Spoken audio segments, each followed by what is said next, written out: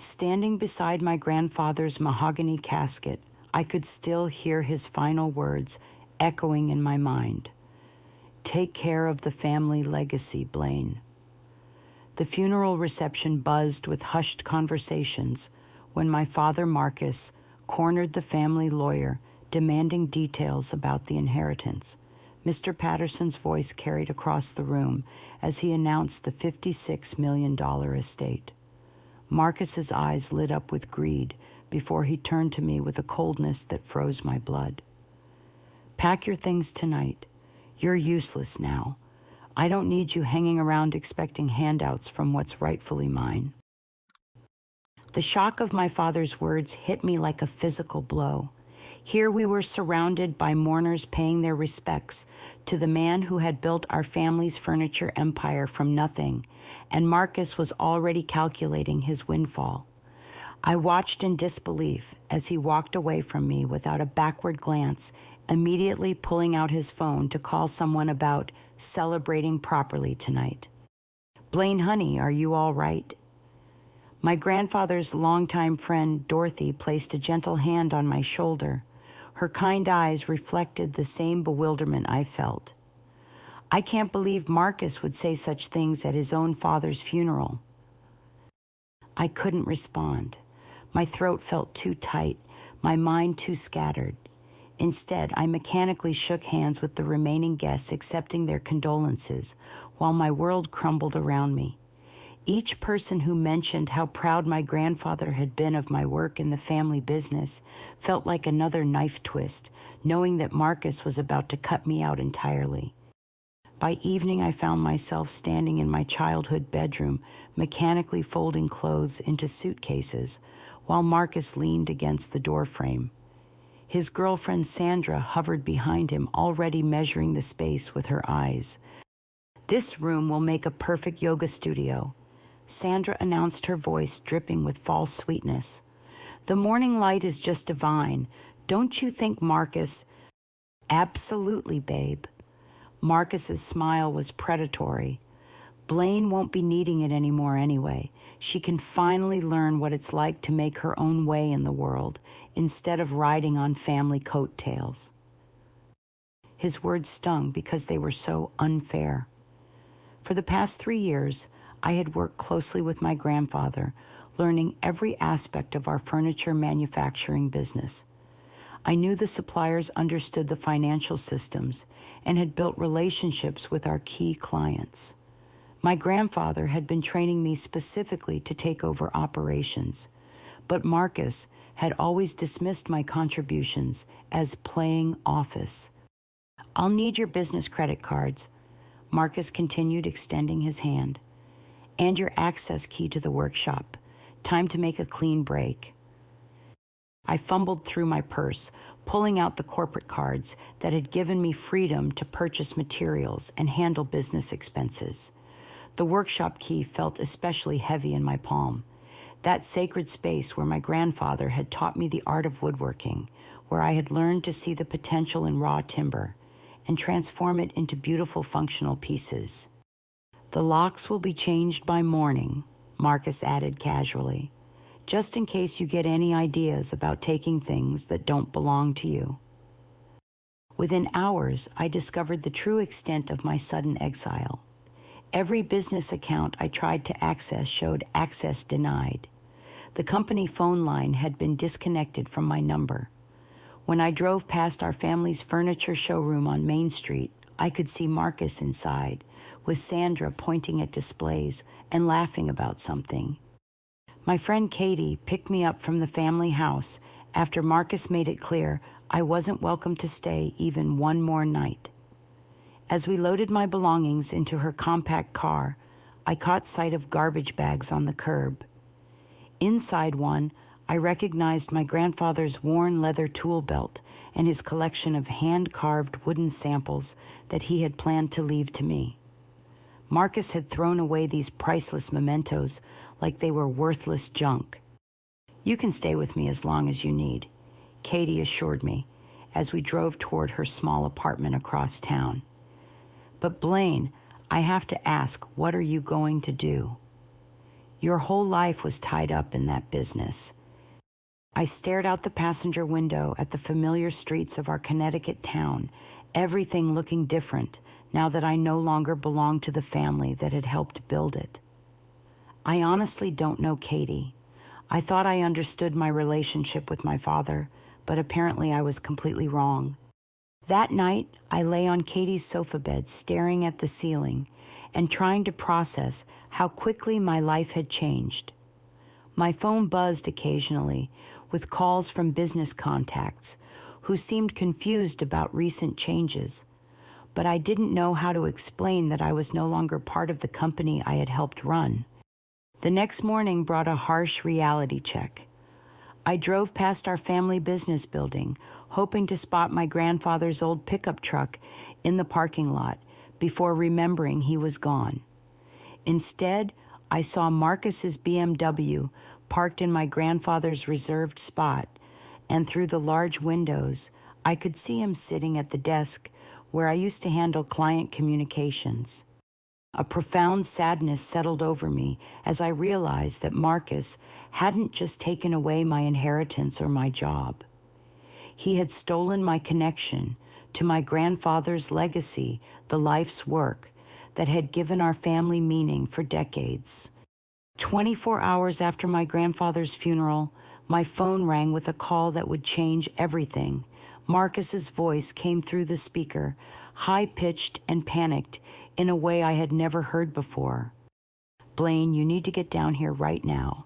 Something's wrong with the business accounts, and I can't access any of the money." I sat up straighter on Katie's sofa, clutching my coffee mug. "What do you mean you can't access it? Mr. Patterson said you inherited $56 million. That's what I thought too, but when I went to the bank this morning to arrange a transfer for the Porsche I'm buying, they told me the accounts are frozen. They said something about requiring specific protocols and authorizations that I don't have." Despite my hurt and anger, I felt a flicker of curiosity. My grandfather had always been meticulous about business operations, implementing systems and safeguards that protected the company from impulsive decisions. He had spent months teaching me these protocols, explaining that successful businesses required careful planning and oversight. "Did you try calling Mr. Patterson?" I asked, trying to keep my voice neutral. "Of course I called him. He just said he couldn't discuss the details over the phone and that I needed to be patient. Patient, Blaine, I have contracts to sign and deposits to make. Sandra already put down money on a BMW for herself, expecting me to cover it by the end of the week." I almost laughed at the absurdity. Marcus and Sandra were spending money they didn't actually have access to, assuming that inheritance meant immediate liquid cash. My grandfather had structured everything through business entities and trusts, specifically to prevent exactly this kind of reckless behavior. "Marcus, you threw me out yesterday. Remember, you said I was useless and didn't deserve anything. Why are you calling me now?" "Because you know how all this business stuff works. I never paid attention to the boring paperwork and account management. I figured once Dad was gone, I'd just hire someone to handle all that administrative nonsense." His dismissive attitude toward the administrative nonsense that kept our company running smoothly revealed exactly why our grandfather had been so careful about succession planning. Marcus saw the business as a source of quick money rather than a legacy to be protected and grown. My phone started buzzing with other incoming calls. The caller ID showed names I recognized: Harvey Industries, our biggest client, Janet from Pine Valley Suppliers, and Robert from the Craftsmen's Union. These were people who had worked with our family for years, and they were clearly confused about the sudden changes in management. "Marcus, I'm getting calls from business partners. They seem to think I'm still involved in operations." "Just tell them to call me instead. I'm in charge now." But over the next few hours, those business contacts kept calling me back with concerning reports. Harvey Industries said Marcus had been rude and dismissive when they tried to discuss their upcoming order for custom dining room sets. Janet from Pine Valley Suppliers was worried because Marcus had told her we might be switching to cheaper imported materials instead of the high-quality American hardwoods we had always used. Most troubling was the call from Jimmy Reeves, our master craftsman, who had worked with my grandfather for over 20 years. Blaine, I'm really worried about the direction things are heading. Marcus came in this morning and started talking about streamlining operations and eliminating what he called outdated artisan methods. He doesn't seem to understand that our reputation is built on the quality and craftsmanship that can't be rushed or replaced with factory techniques. Each phone call painted a clearer picture of Marcus's approach to business management. He saw efficiency only in terms of cutting costs and maximizing immediate profits, with no understanding of the relationships and quality standards that had built our grandfather's reputation over decades. By afternoon, Marcus showed up at Katie's apartment, pounding on the door with obvious frustration. When I opened it, his face was flushed, and his usually perfect hair was disheveled. "This is ridiculous, Blaine. The bank is treating me like I'm some kind of criminal, asking for documentation and authorizations I've never heard of. You need to come back and fix whatever you did to lock me out of my own inheritance." "I didn't do anything, Marcus, and it's not my problem anymore. Remember, you made it very clear that I'm useless and not part of the family business." "Don't be childish about this. We both know you understand the technical details better than I do. Just come back for a few days, help me get everything transferred properly, and then you can go back to whatever life you're planning to build." His assumption that I would simply help him after his cruelty the day before showed how little he understood about relationships and consequences. He expected me to prioritize his needs while offering nothing in return, not even an apology for his harsh treatment. "Marcus, you literally threw away my grandfather's personal items that were meant for me. You changed the locks so I couldn't access the workshop where I've been working for years. You told Sandra she could use my childhood bedroom for her yoga studio. Why would I help you now?" "Because family is family, and deep down you know this inheritance belongs to me as the son. Dad was just including you to be nice, but we both know the business should go to the next male in line."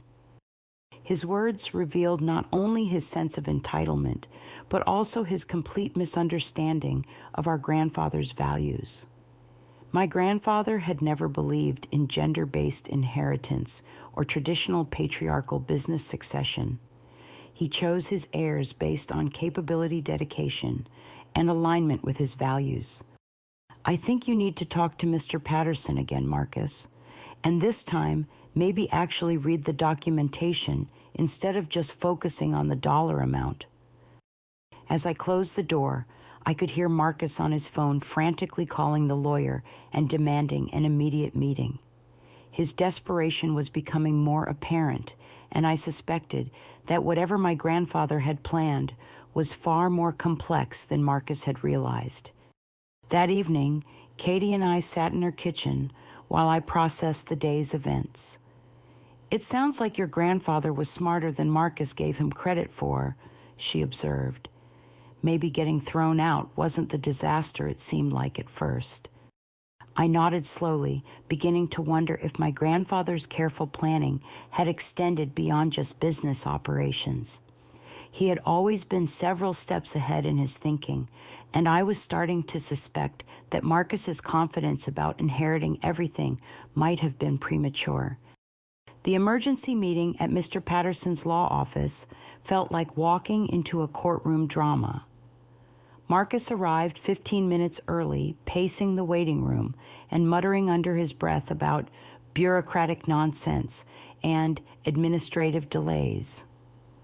His expensive suit looked wrinkled, and I noticed his hands were shaking slightly when he reached for the complimentary coffee. I arrived precisely at the scheduled time, my stomach churning with a mixture of anxiety and cautious hope.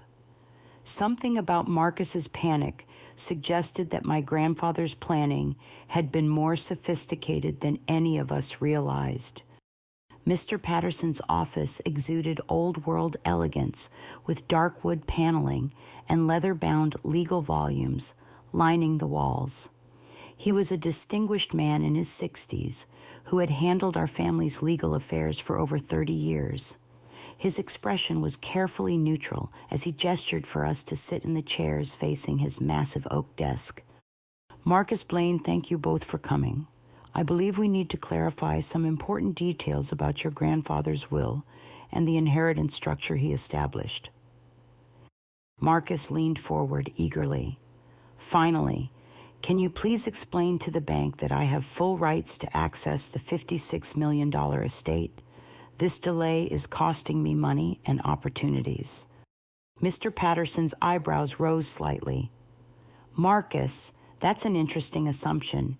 Tell me, did you actually read the complete will document I provided, or did you focus primarily on the monetary figures?" "I read the important parts. Dad left me his estate worth $56 million. That's all I need to know." "I see." Mr. Patterson opened a thick folder and pulled out several legal documents. "Blaine, were you present when I read the will's basic provisions after the funeral?" "Only briefly," I replied. "I was still processing my grief, and then Marcus told me to leave, so I didn't hear all the details." Mr. Patterson nodded sympathetically. "That's understandable. Grief can make it difficult to absorb complex information. However, I think both of you need to hear the specific language your grandfather used in structuring this inheritance." He adjusted his reading glasses and began reading from the official document. "To my son, Marcus, I leave my estate valued at $56 million, including all business assets, property holdings, and financial investments, conditional upon his maintenance of family unity and his respect for Blaine's equal partnership in all business decisions and operations." Marcus's confident posture began to shift. "What does that mean exactly?" Mr. Patterson continued reading. "Should Marcus fail to honor family relationships or attempt to exclude Blaine from business operations within 30 days of my death, the complete inheritance shall transfer to Blaine permanently with no possibility of reversal." The color drained from Marcus's face. "That can't be right. Dad wouldn't have put conditions on my inheritance. I'm his son. There's more, Marcus."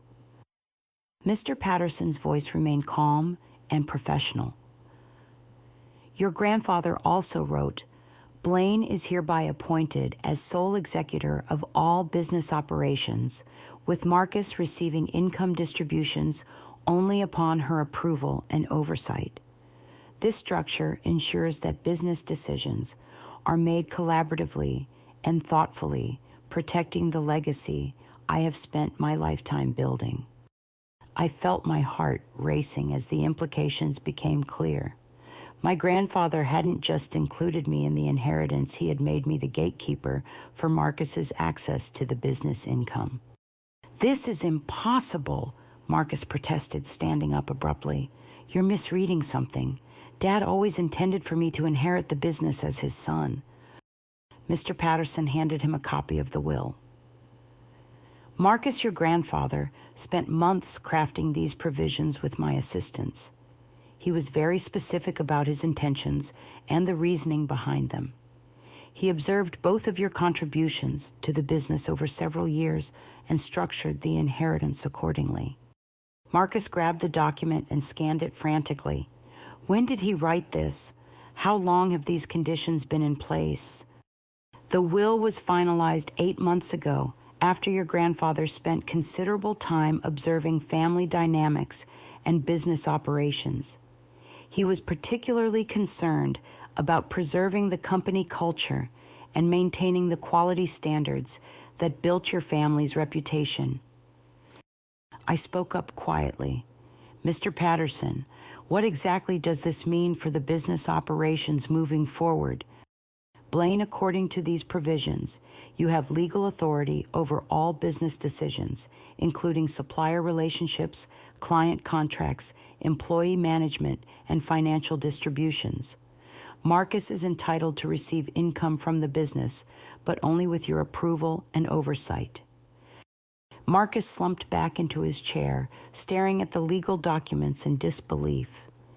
This makes no sense. Why would Dad set up something so complicated? I just wanted to inherit his business like a normal family succession. Your grandfather was very clear about his reasoning, Marcus. He wrote a personal letter explaining his decision. Mr. Patterson pulled out another document. He said, Marcus has shown little interest in the day-to-day operations that make our business successful. He sees the company as a source of money rather than a legacy to be protected. Blaine, however, understands the relationship's quality standards and careful planning that built our reputation. I trust her judgment to preserve what matters most while ensuring Marcus benefits from the family wealth. The silence in the office was deafening. Marcus looked shell-shocked while I tried to process the enormous responsibility my grandfather had placed on my shoulders. Mr. Patterson, I asked carefully, what happens now? Marcus already threw me out and told me I wasn't part of the family business anymore. That's the crucial issue, Blaine. Marcus's actions over the past 24 hours have triggered the 30-day evaluation period your grandfather established. If the current situation continues with you, excluded from business operations and family relationships, the complete inheritance will transfer to you automatically. Marcus's head snapped up. You mean I could lose everything? According to the will's provisions, yes. Your grandfather designed this structure specifically to prevent family division and ensure business continuity. Your decision to exclude Blaine immediately after the funeral has put the entire inheritance at risk.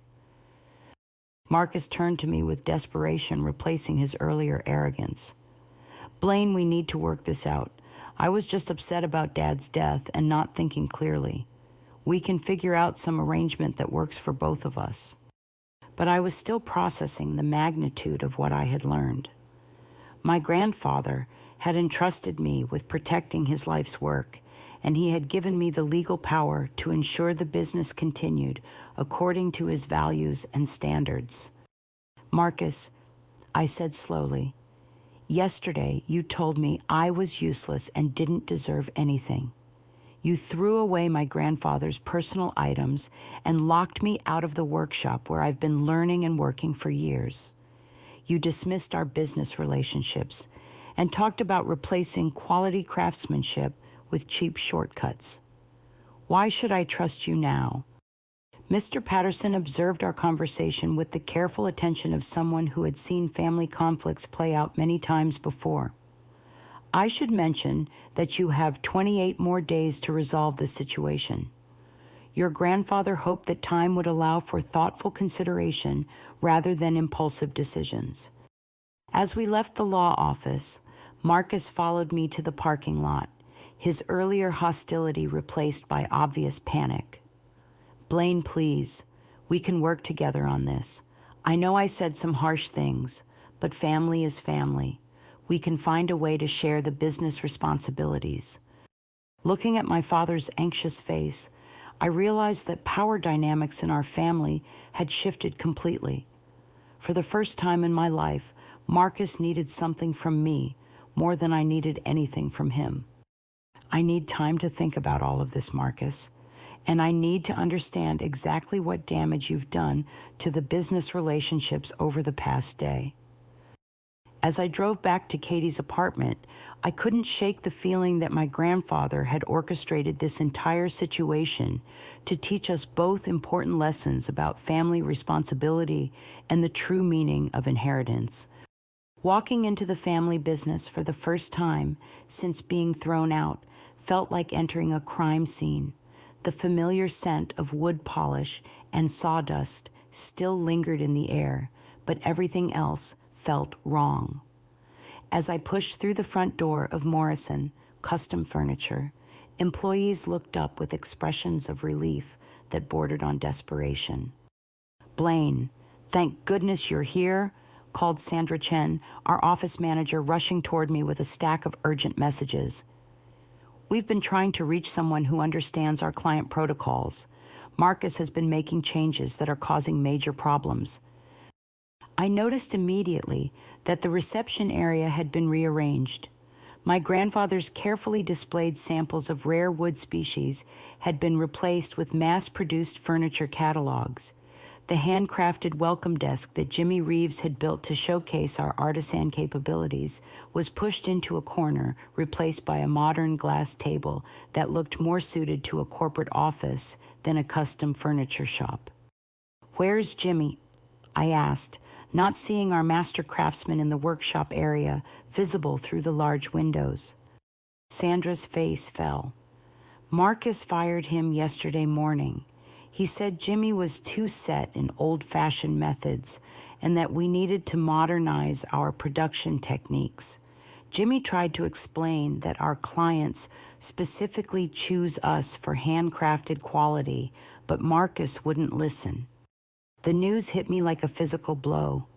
Jimmy Reeves had been my grandfather's closest collaborator, an artist with wood who understood the soul of our business. Firing him was like removing the heart from our operation. "What about our current client projects?"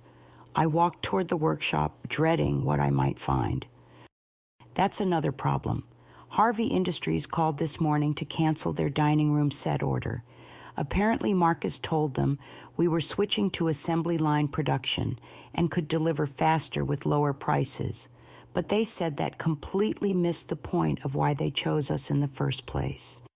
In the workshop, I found Marcus directing two young workers I didn't recognize as they dismantled my grandfather's carefully organized tool displays. Custom jigs and templates that had taken decades to perfect were being tossed into disposal bins. "What are you doing?" I called out, unable to hide my shock. Marcus looked up with a mixture of surprise and defensiveness. "Blaine, I thought you might show up eventually. I'm modernizing this workspace to improve efficiency.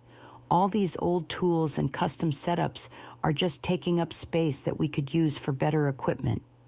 I walked over to one of the disposal bins and saw my grandfather's hand carved measuring templates pieces he had crafted specifically for recurring client designs. These weren't just tools, they were works of art that embodied decades of experience and customer relationships. "Marcus, these templates are irreplaceable. My grandfather created them for specific clients who reorder pieces over the years. You can't just throw them away." "We're not going to need them anymore. I've been researching furniture manufacturing techniques, and we can produce everything faster with computer-controlled equipment and standardized measurements." His misunderstanding of our business model was so fundamental that I struggled to respond. Our clients didn't choose Morrison Custom Furniture for speed or standardization. They came to us because they wanted unique pieces crafted with attention to detail and personal service that mass production could never provide. "Marcus, did you talk to any of our existing clients before making these changes?" I didn't need to. I researched industry trends and profit margins. We've been leaving money on the table by doing everything the slow, expensive way. Helen Garrett, our longtime business partner, who supplied hardware and finishing materials, appeared at the workshop entrance with obvious concern on her face. "Blaine, I'm so glad you're here. Marcus called me yesterday and said Morrison Custom was going in a new direction without all that artisan nonsense. I need to understand what that means for our supply relationship." Marcus stepped forward before I could respond. "Helen, we'll be transitioning to volume orders of standard materials instead of the specialty items you've been providing. We need to cut costs and improve our profit margins." Helen looked confused and hurt. Marcus, our families have worked together for over 20 years. My specialty hardware is what makes your furniture unique and valuable. Standard materials will make your pieces look like everything else on the market.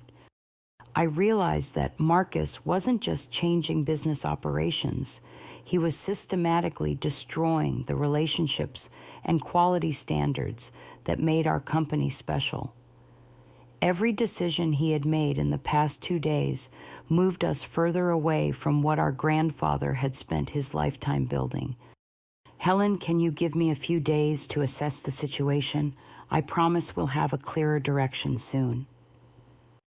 After Helen left, I found Marcus in my grandfather's office, sitting behind the mahogany desk where I had spent countless hours learning about business planning and client relationships. Sandra, his girlfriend, was lounging in the leather chair where important clients usually sat during consultations. Marcus, I need to ask you directly, are you intentionally trying to destroy this business? Or do you genuinely believe these changes will improve things?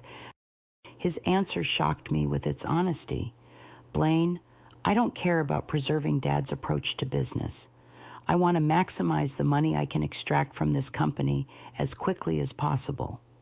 All this handcrafted artisan stuff is just marketing nonsense that slows down production and limits profit potential. So you're willing to destroy our grandfather's reputation and legacy for short-term financial gain. His legacy doesn't pay my bills or support the lifestyle I want to live. I have plans that require serious money, and this business needs to generate maximum cash flow to fund those plans. Sandra nodded in agreement. Marcus has amazing ideas for investments and opportunities that could multiply our wealth exponentially.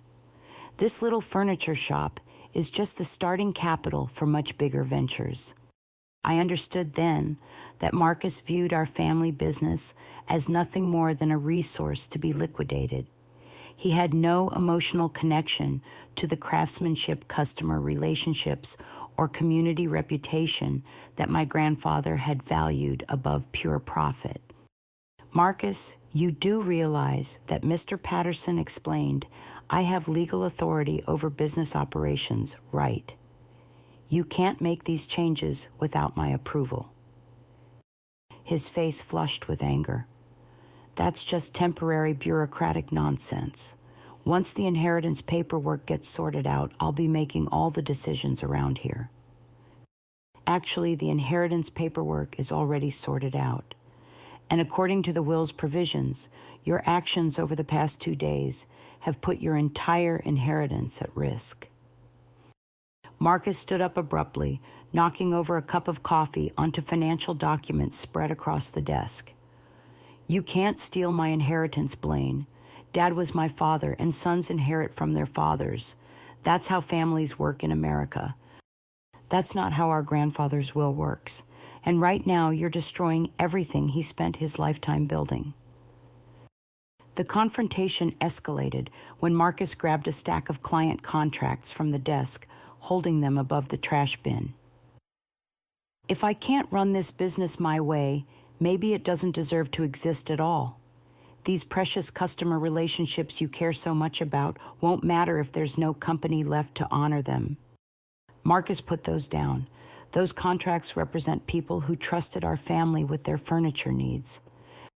Trusted our family, they trusted Dad, and Dad is gone. Now they get to deal with me, and I don't care about their sentimental attachment to custom craftsmanship. Security guards from the office building next door appeared at the workshop entrance, drawn by the raised voices and obvious conflict. Marcus's erratic behavior and threats to destroy business documents had crossed the line from family disagreement to potential criminal activity. As the security guards escorted Marcus out of the building, he shouted back at me, "If you think you can steal what's rightfully mine, you're going to learn how wrong you are.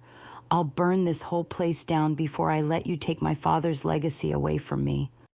Standing alone in the workshop, surrounded by the remnants of my grandfather's carefully organized workspace, I realized that I faced a choice that would define not only my own future, but the fate of everything my family had built over decades of dedicated work.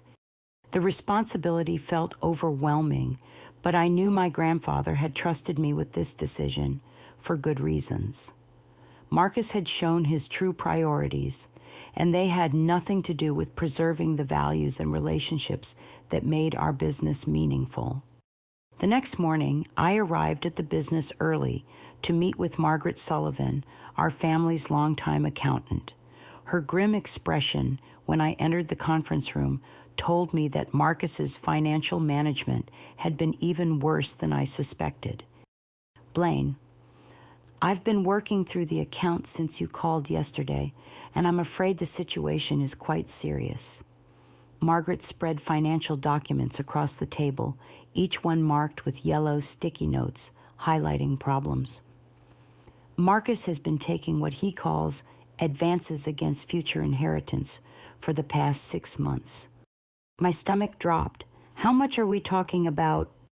"Just since your grandfather's death 2 days ago, he's attempted to withdraw or commit nearly $400,000.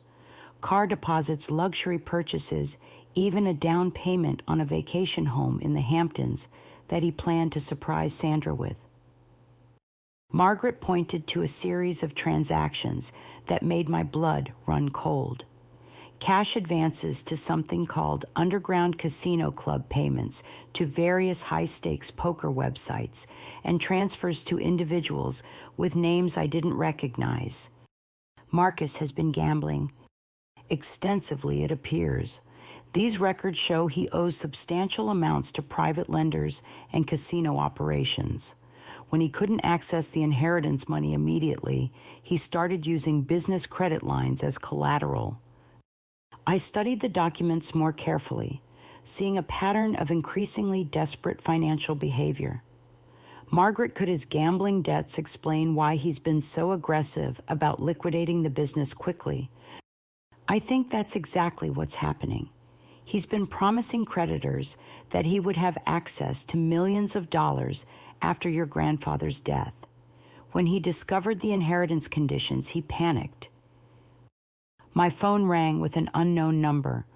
The voice on the other end was gravelly and threatening. "This is Tony Marcelli. I'm looking for Marcus Morrison about his outstanding obligations to our organization. Since he's not answering his phone, I figured I'd try family members. I'm sorry, but I don't handle Marcus's personal debts. You'll need to contact him directly." Lady, when someone owes our organization the kind of money your brother owes, it becomes a family matter real quick. Marcus borrowed $300,000 against what he said was a guaranteed inheritance. That inheritance better materialize soon, or we'll need to discuss alternative collection methods. The call ended abruptly, leaving me staring at Margaret in shock. Did he just threaten me over Marcus's gambling debts? "Blaine, this is more serious than family financial disputes. If Marcus owes money to dangerous people and used the business as collateral, you could be in physical danger." I spent the next hour on the phone with Mr. Patterson, learning about legal protections and emergency procedures for securing business assets. He confirmed my worst fears. Marcus had signed documents pledging company assets to cover his personal gambling debts, assuming he would have immediate access to inheritance money to resolve everything. The good news, Mr. Patterson explained, is that Marcus didn't have legal authority to pledge business assets without your approval. The bad news is that his creditors might not care about legal technicalities if they become desperate to collect their money. That afternoon, Sandra appeared at the business office crying and visibly shaken. "Blaine, I need to talk to you about Marcus. I think he's in serious trouble and I'm scared." We sat in the break room while Sandra explained how Marcus's behavior had become increasingly erratic over the past few months. He started staying out all night, claiming he was networking with potential business investors. Then he began talking about get-rich-quick schemes and surefire ways to multiply our money rapidly. Did you know about the gambling? Not at first. Marcus told me he was involved in high-level business deals and investment opportunities. When I started asking questions about the late-night meetings and mysterious phone calls, he became secretive and defensive. Sandra pulled out her phone and showed me text messages from Marcus over the past week. They revealed his growing desperation as he realized his inheritance wouldn't be immediately accessible. Look at this one from yesterday. Don't worry, babe. Once I figure out this legal nonsense with Blaine, we'll have millions to play with. These poker debts are just temporary cash flow issues. I realized that Sandra had been kept in the dark about the true extent of Marcus's gambling problem. She genuinely believed he was involved in legitimate business ventures, not addiction-fueled financial self-destruction. Sandra, has anyone besides Marcus contacted you about money or debts? Her face went pale. Yesterday evening, a man came to our apartment asking about Marcus. He was polite but intimidating, asking when Marcus would be available to complete his obligations. I told him Marcus was handling business affairs, but he said time was becoming an important factor. The pieces were falling into place, painting a picture of Marcus as someone who had been living beyond his means for months, borrowing against an inheritance he assumed would be unconditional. When faced with the reality of the will's requirements, he had chosen to attack me rather than address his gambling addiction. That evening, I sat in my grandfather's workshop, surrounded by the tools and templates that represented decades of careful craftsmanship. I found a letter hidden in his desk drawer, sealed in an envelope marked, "For Blaine, if difficult decisions become necessary." The letter revealed that my grandfather had known about Marcus's gambling for months. He had structured the inheritance conditions specifically to protect the business from Marcus's financial recklessness, while giving him an opportunity to change his behavior. Blaine, the letter read, "If you're reading this, it means Marcus has forced the difficult choices I hope to avoid. I love my son, but I cannot allow his addiction to destroy the legacy that employs 15 families and serves hundreds of clients who trust our craftsmanship.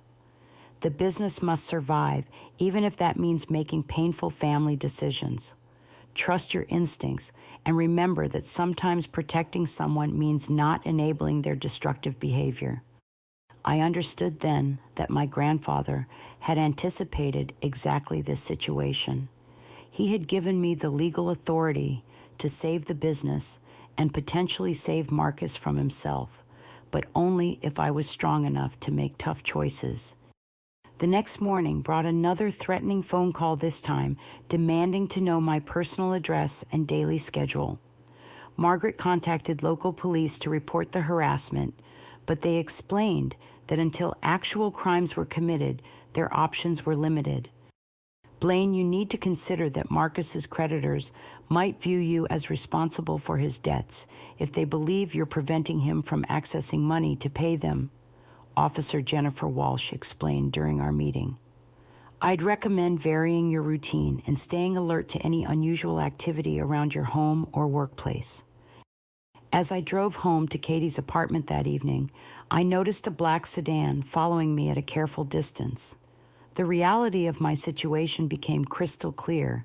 Marcus's gambling addiction had created dangers that extended far beyond family financial disputes. I was no longer just deciding about business inheritance. I was making choices that could determine whether our family's legacy survived and whether Marcus learned from his mistakes or destroyed himself completely. 3 days later, I arrived at the business office before dawn to find the side door propped open and Marcus's car parked behind the building where it couldn't be seen from the street. My grandfather had installed security cameras throughout the facility, and I used my phone to access the monitoring system remotely. The live feed showed Marcus in the main office frantically searching through filing cabinets and desk drawers. Sandra stood nearby, holding a flashlight, while he rifled through documents. They were clearly looking for something specific, and their furtive behavior suggested they knew they weren't supposed to be there. I called the police non-emergency line to report the break-in, then positioned myself outside the building to wait for their arrival. Through the windows, I could see Marcus becoming increasingly agitated as his search proved unsuccessful.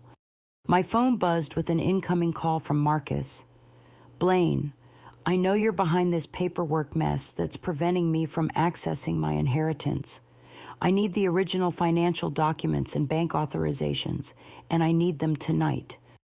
"Marcus, you're breaking into the family business after hours. Whatever you're looking for, this isn't the way to handle the situation." "Don't lecture me about proper procedures. I've got people demanding money I promised them, and you're playing legal games with my inheritance. Where are the documents I need to prove to the bank that I have full rights to Dad's money?" I realized that Marcus still didn't understand the fundamental structure of the inheritance. He was looking for documents that would override the will's conditions, not accepting that those conditions were final and legally binding. "Marcus, there are no documents that will change what Mr. Patterson explained to us. The inheritance conditions are part of the will itself, not separate paperwork that can be modified or bypassed." "That's impossible. Dad wouldn't have left everything dependent on your approval. There has to be some legal document that gives me direct access as his son and rightful heir." Officer Walsh arrived with her partner, and I explained the situation while they prepared to enter the building. Through the security camera feed, I watched Marcus find a folder of financial records and begin photographing documents with his phone. "Marcus Morrison, this is the police. Please exit the building immediately with your hands visible." The confrontation inside the office was brief, but intense. Marcus emerged with his hands raised, but his face showed desperation rather than surrender. "Officers, this is a family business misunderstanding. I'm the rightful owner, and I was just retrieving my own financial documents." "Sir, the business owner reported a break-in. We'll need to sort this out at the station." Sandra burst into tears, pleading with the officers that they hadn't meant any harm and were just trying to resolve legal complications. Her genuine distress suggested she still didn't fully understand the extent of Marcus's problems. At the police station, Marcus finally broke down completely. The facade of confident entitlement crumbled, revealing a man terrified of consequences he had created through months of reckless financial decisions. "Blaine, I'm in serious trouble. The people I owe money to aren't the kind who accept excuses or payment plans. They told me I had 1 week to come up with $300,000, or they would start collecting what they call collateral damages from family members." For the first time since my grandfather's funeral, Marcus was being completely honest with me. His gambling addiction had spiraled beyond his control, and he had borrowed money from dangerous creditors based on promises about inheritance access that he couldn't fulfill. "Marcus, why didn't you ask for help months ago when the gambling first became a problem?" "Because I thought I could win it back. I had some good luck early on, and I convinced myself that I was skilled enough to make gambling a profitable venture. Every loss seemed like it was just bad timing that the next bet would correct." Sandra sat beside him, finally understanding the true extent of his deception. "Marcus, you told me you were investing in business opportunities and high-return financial instruments. You said the late-night meetings were with sophisticated investors who dealt in private markets. I didn't want you to think less of me. Gambling sounds pathetic and addictive, but strategic investment sounds intelligent and ambitious. I really believed I could make it work and surprise you with massive profits." Officer Walsh allowed us to talk privately in the conference room, understanding that family financial disputes often required resolutions that couldn't be solved through criminal charges alone. Blaine, I know I've been terrible to you over the past week. I was panicked and angry, and I took out my frustrations on the one person who actually understood how to run the business properly. His acknowledgement felt genuine, but I knew that desperate people often say whatever they think others want to hear. The real test would be whether Marcus was willing to address his gambling addiction and accept the inheritance conditions as they were written. Marcus, if I were to help you with these debts, what guarantees do I have that you wouldn't just create the same problems again in a few months?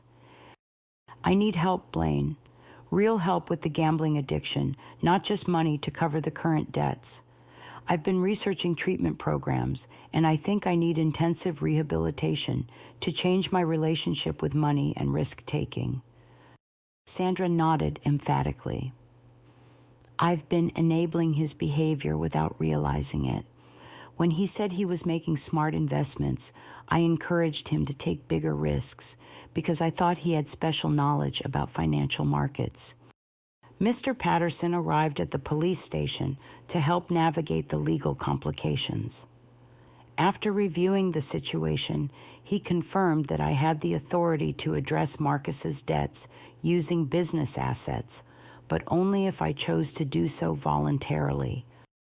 Blaine, your grandfather's will gives you complete discretion about how to handle family financial emergencies. You could use company resources to resolve Marcus's gambling debts, or you could allow him to face the consequences of his choices independently. The decision felt enormous. Helping Marcus would protect him from dangerous creditors and preserve family relationships, but it might also enable his gambling addiction to continue. Refusing to help would force him to face the full consequences of his behavior, but could result in serious harm if his creditors became violent. Marcus, if I pay off your gambling debts, you would need to enter a residential treatment program immediately and accept a completely supervised relationship with any business income going forward. Yes, absolutely. I'll do whatever rehabilitation you think is necessary, and I accept that you understand the business better than I do.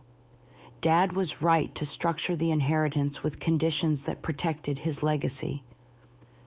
Looking at my father's exhausted, frightened face, I realized that my grandfather had designed this entire situation to teach both of us crucial lessons about responsibility consequences and the true meaning of family loyalty.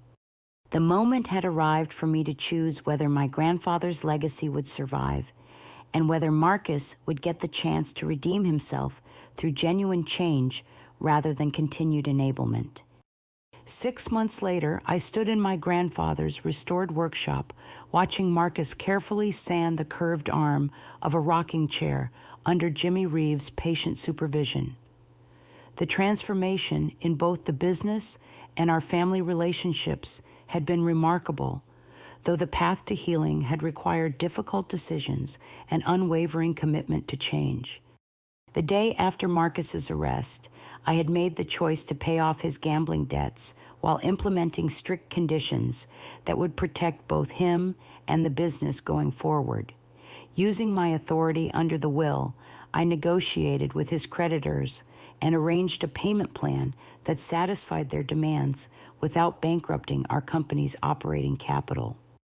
The wood grain flows differently along the curves. Jimmy was explaining to Marcus, demonstrating the proper sanding technique. You have to work with the natural structure instead of fighting against it. Marcus nodded intently, his usual impatience replaced by genuine focus on learning craftsmanship skills he had dismissed for decades. The residential gambling addiction program he had completed taught him that recovery required developing new interests and skills to replace the excitement he had sought through betting and risk-taking. "How does this feel?" Marcus asked, running his hand along the smooth wood surface. "Much better. Remember your grandfather always said that furniture should invite touch. People should want to run their hands along our work because it feels as good as it looks.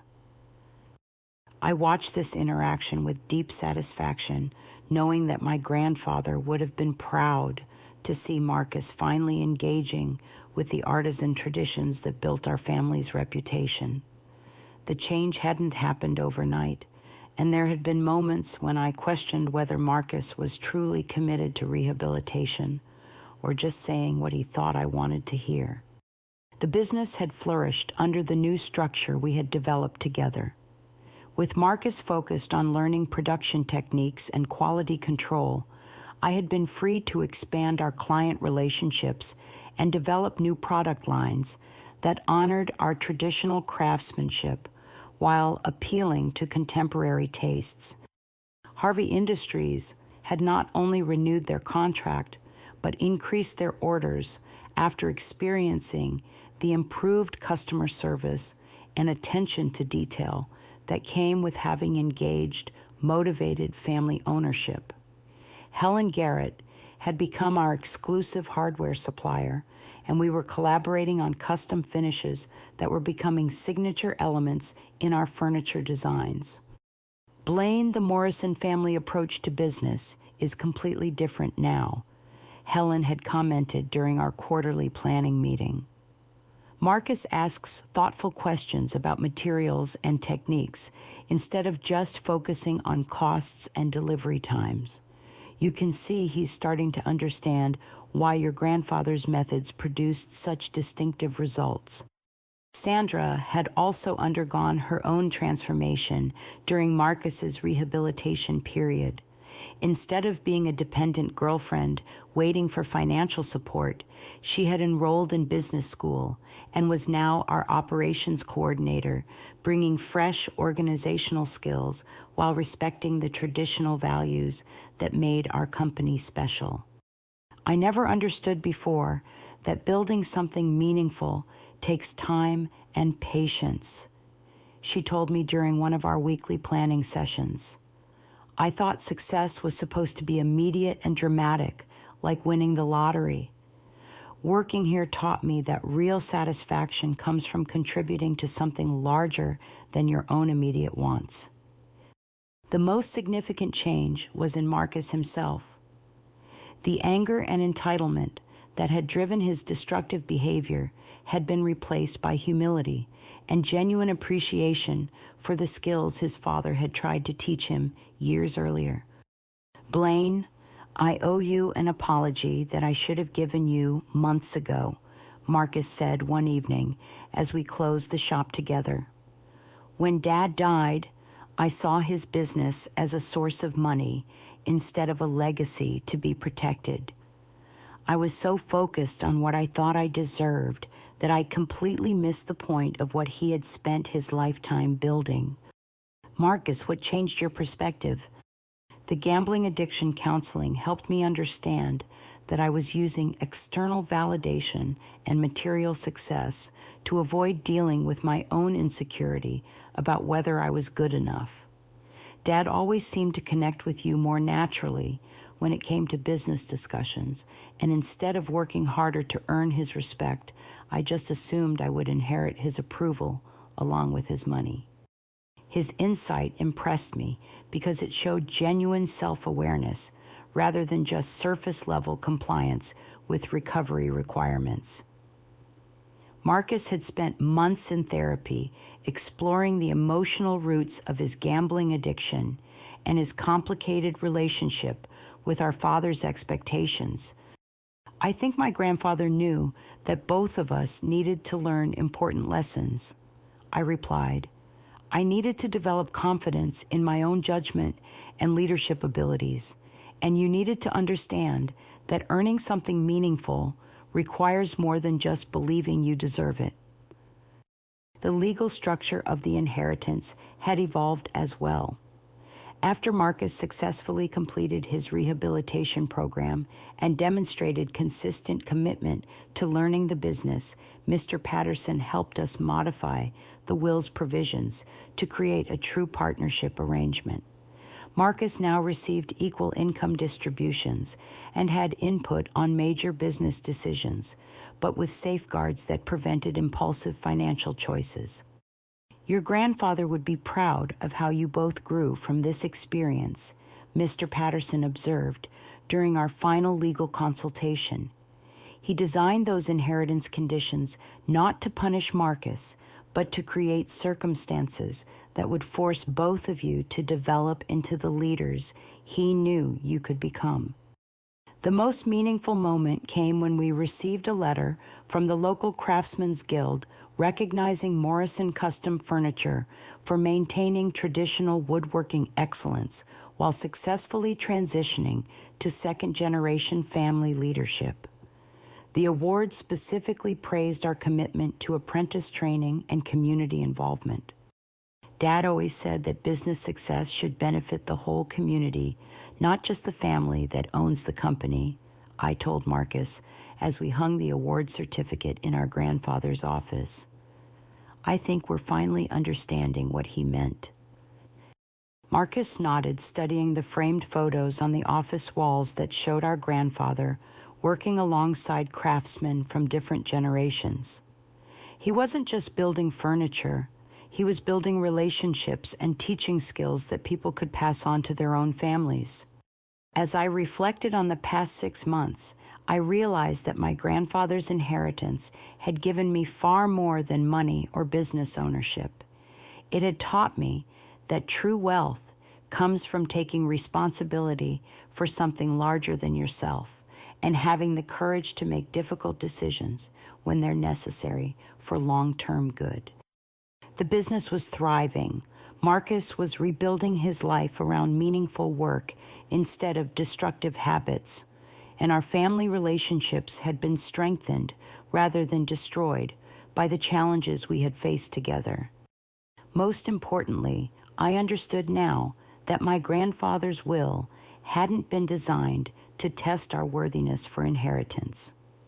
It had been designed to help us discover our own capacity for growth, forgiveness, and genuine partnership in protecting something that mattered to all of us.